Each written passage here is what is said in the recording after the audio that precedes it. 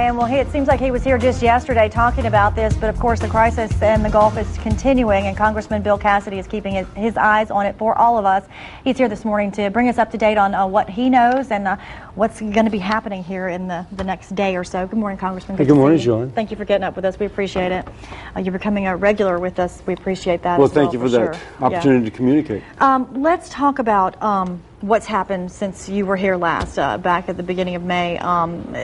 BP has tried several things in order to stop this leak. Nothing's working up to this point. It's never good when you're at Plan C. And I think the frustration for people in Louisiana is that it would have been nice had this been worked out prior to the incident, i.e. something happens and you immediately come in. Instead, much of this seems to be on an ad hoc basis, and that's obviously not great. Now, they're talking about trying this latest thing as far as removing that damaged pipe and replace that with a containment valve. They're talking about doing that as early as today or tomorrow, I believe.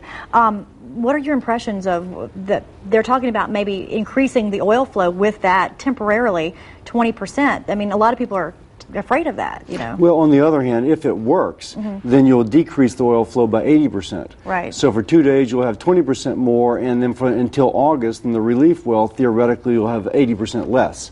So it seems like a reasonable trade-off if it works. If it works, and that's the main question.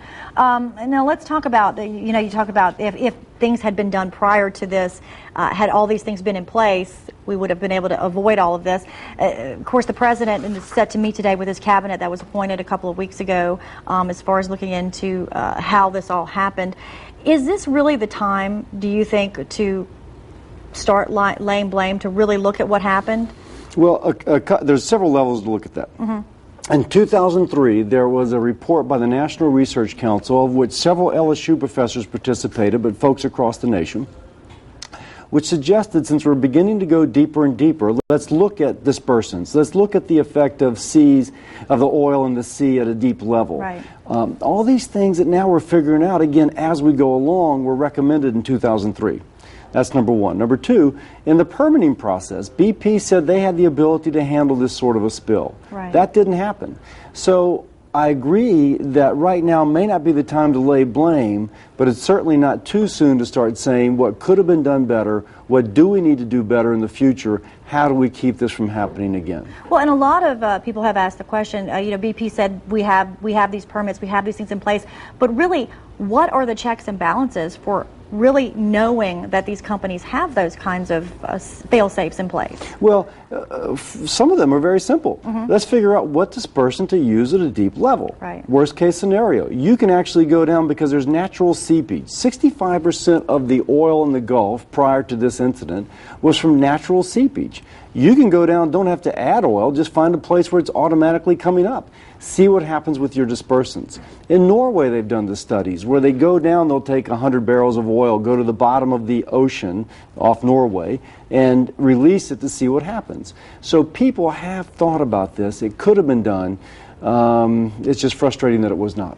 Well, we've heard a lot of talk about how the federal government was ready with this. It kind of came in pretty quickly. Are you satisfied with what the government has done as far as helping with this?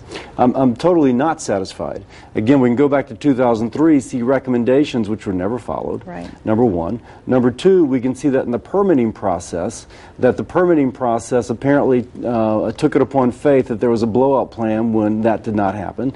And then at this very period, it took 2.5 weeks to give approval to a berm, and I'm told that the section of the berm that was approved was actually permitted 4 years ago. It took them 2.5 weeks to sign off on something which had been permitted 4 years ago.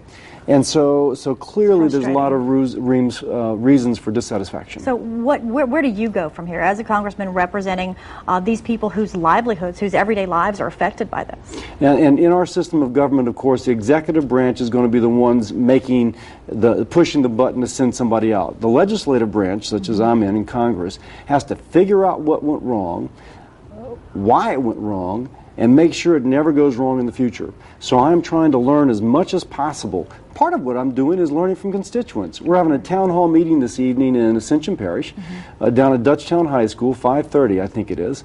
And there's so many people in our district that work in offshore development.